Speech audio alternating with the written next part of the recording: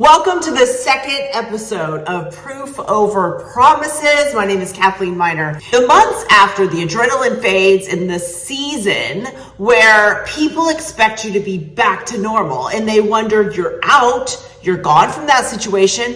Why aren't you acting like you used to or the normal you yet? Well, this is the year that no one talks about. It's 6 months, 18 months, 2 years after leaving. There's no drama, no crisis, just honesty. Most people think that healing follows a straight line. We're gonna leave, we're gonna breathe, we're gonna rebuild, and we're gonna thrive.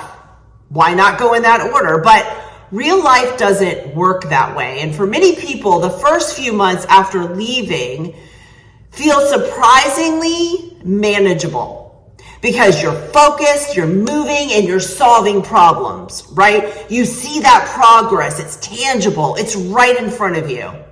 But somewhere between 6 months and a year and a half, things shift.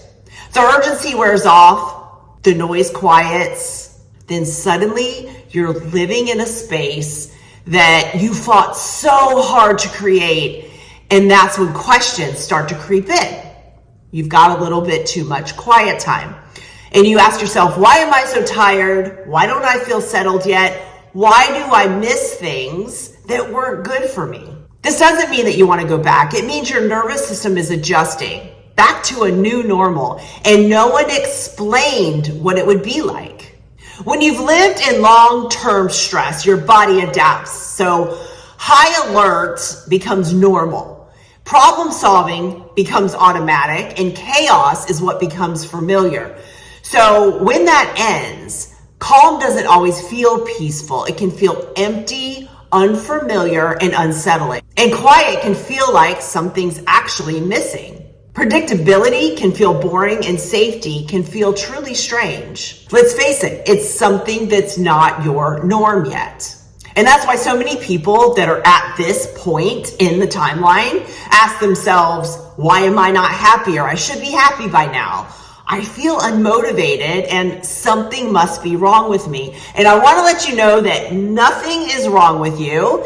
This is like an integration phase, the part where your body and your mind catches up to your decision. This is the time where it requires more structure than the crisis did. So no pressures, no punishment, just structure and routine. And this is where those routines really matter.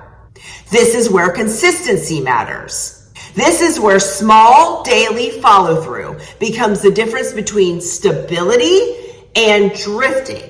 And this is not just for the one person that was leaving the toxic relationship, job, or anything else, but any of the people that are surrounding them within their immediate household. So let's think of children. And this is why I have stayed grounded in simple, consistent morning routines and movement for decades. Not because it's always calm, but because it's something I already have when everything else is changing.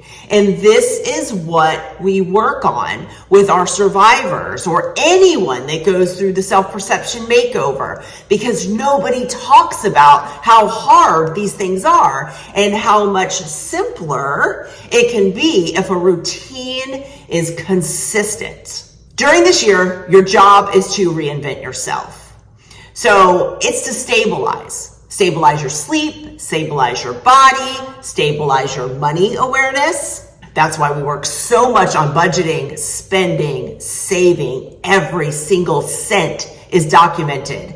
And working on your daily rhythm. Big dreams, they come later. You can have them now. However, don't expect them all at once. This year is about becoming predictable to yourself. So if you are here in this place that no one talks about, the time after you've left, I want you to know that you're not behind, you're not broken, you're not failing. You are laying the foundation where everything else will be built upon, right? You've got to have a healthy foundation or else everything else is going to crumble.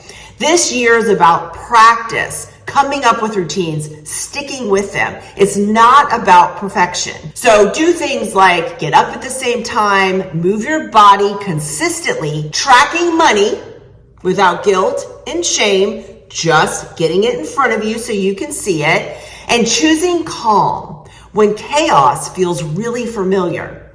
This is how stabilization takes root. Also, your children will see by proof over promises. It's not quick, but it will become permanent. I want to define why this podcast is what it is and why it works and what it's really about. This is about proof over promises. It's not about saying all the right things. It's not about this big declaration of dramatic change. Proof over promises is choosing very small action, repeating long enough that you begin to trust you. A promise sounds like I'm getting my life together. Proof looks like waking up consistently, moving your body, tracking your money, building structure, as we've already talked about, where chaos used to be. And no, you may not receive applause. You may not have a huge announcement. It's just follow through. I would say, do not make a huge announcement. Don't ask for applause. Don't go putting it all over social media as to what you've accomplished today and what the past was like. There might be a time for that. However, you've got to get to the point where you are applauding yourself, right? Self-perception. What you think and feel about yourself is what really matters. The outside world is not going to change what's inside. So when you build your life this way, you don't just change your own story. You become living proof to others. And in my mind, that really is important for if you've got kids at home that are watching and seeing what's happening, seeing that things are getting back in order, that you're actually saying you're going to do something and you're following through with that. Healthy things. So this is what proof over promises is. Leaving is the beginning. Stability is built. And I'm here to walk that road with you together. The challenge I'm going to give to you is to write down 5 things you're grateful for every single day. I want you to visualize and think about those 5 things that you're grateful for before you even get out of bed. I would love for you to send me a direct message of the 5 things that you're grateful for. If you've got a hard time coming up with them, I can help you with that. I hope this helps. Join us for the next episode of Proof Over Promises, and I'll see you next time. In the first episode of the podcast, we talked about something that most people get wrong from the start. They think that leaving is the finish line. Leaving is actually the beginning. And we talked about why so many people leave a situation, whether it be an abusive, toxic relationship, a lifestyle, a job, a season of survival, and they wonder why they don't feel settled. It's not because they made the wrong choice. It's because no one told them what comes next. We talked about how survival teaches reaction and stability has to be learned.